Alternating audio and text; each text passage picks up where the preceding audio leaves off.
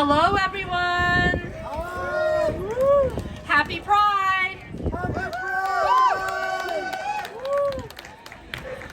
Welcome to Little Compton's second Pride block party. My name is Beggy Gonzalez, and I use she, her pronouns. I am co-president of Love Wins Little Compton, and I would like to thank you for being here with us today. We might be a little town, but we come together in big ways. Every person who has come here today shows it. Whether you are LGBTQ plus or an ally, being here is an incredible show of love and support. I am so proud of us all. I will now pass the mic off to my partner in good trouble and co-pres, Jenna Magnusky. So is everybody having a good time? Yay! Who's had some amazing ice cream from Atomic Blonde over there? Woo! All right. How about the tacos? Good?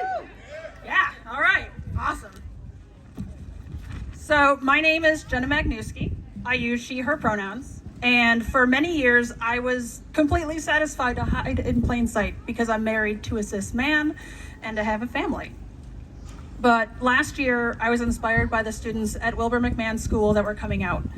They needed to see people like them who made it through it all to adulthood. They needed to see that there were adults that would fight for them, even as society kept saying, "You're wrong." So to all those kids, society is wrong. You are right. And I stand here in front of you as a queer woman who will fight for all of you tooth and nail.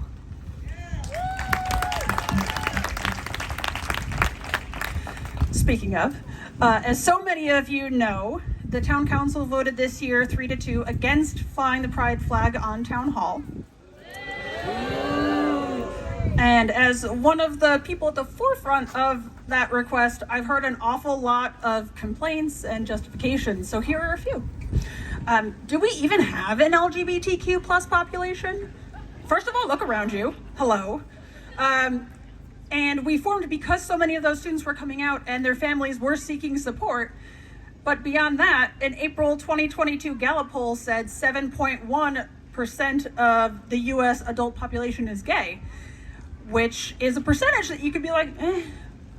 So I started looking for other examples of 7% of the population. I was having a hard time finding something that was interesting or compelling. And then I realized 7% of the United States population is 2 Rhode Islands.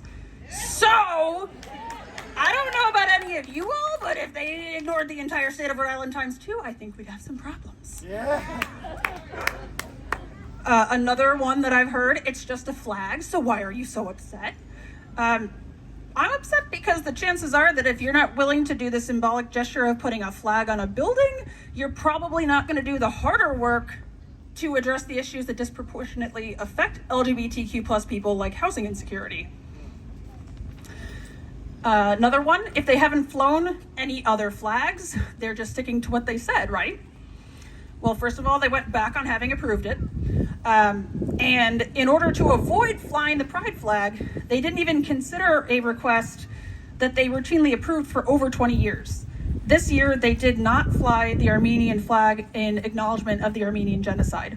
So supporting the Armenian population was a casualty of their avoidance of the pride flag. So since they wouldn't, let's take a moment of silence in solidarity with the Armenian community.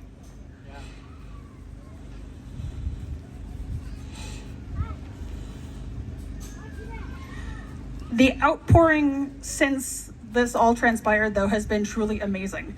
So many community members, including our allies, have reached out to us to support in flying their own flags or other ways of showing solidarity.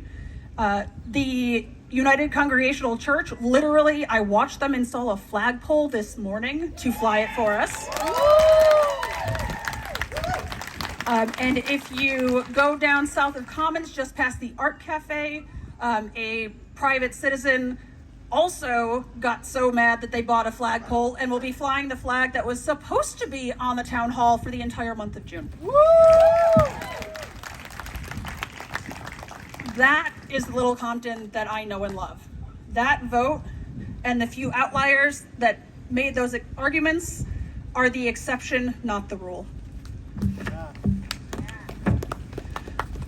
We need to keep moving forward, and that means that we need advocates at the state and local level. So please find ways to be involved politically, whether that's talking to your neighbors about candidates, volunteering for a campaign, or even running for something yourself. We need you to help us change the structures that just weren't built with us in mind. Yes, yes. Finally, I'd like to point out that our support hasn't just come from folks in town. It's come from folks around the state, like Rhode Island Pride, Rhode Island Queer Political Action Committee, and our own representative, Michelle McGaw, who helped us fly these flags around us. Michelle. Woo! And these flags are only a sampling of the amazing, many beautiful ways to be queer. I've gotten my notes out of order. Hold on. Neighboring communities have also been coming to us over the course of the past year. Folks sending us messages on Facebook Messenger or email, looking for help and support, because it's different to be queer in places like Fall River or Newport or Providence. I love those places, but it's just different than Tiverton, Little Compton, and Westport. And so today we're announcing a change that's been in the works for months. We are growing into those communities as well, spreading the message that love wins and changing our name to Love Wins Coastal. Yay! Woo! Love Wins Coastal!